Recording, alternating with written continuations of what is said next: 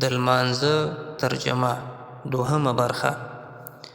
اعوذ بالله، زه پناه غواړم په الله تعالی سره، من الشیطان الرجیم، د شیطان رټلی شوي نه.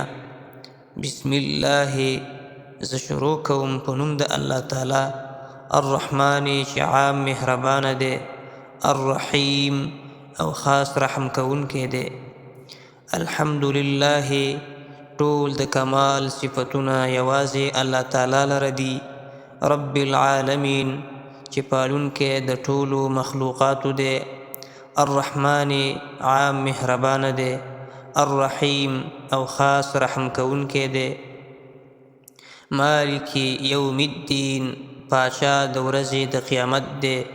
ایاک نعبد، خاص تا لره مونږ عبادت کوو. و ایاک نستعین، او خاص لتانا مونږ کومک غواړو. اهدنا الصراط المستقیم، وښایه مونږ ته لاره سمه.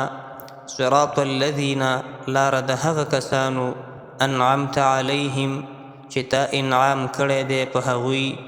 غیر المغضوب، نه دی غضب کړی شوی، علیهم په هغوی. ولا الضالین، او نه دي ګمراهان. آمین.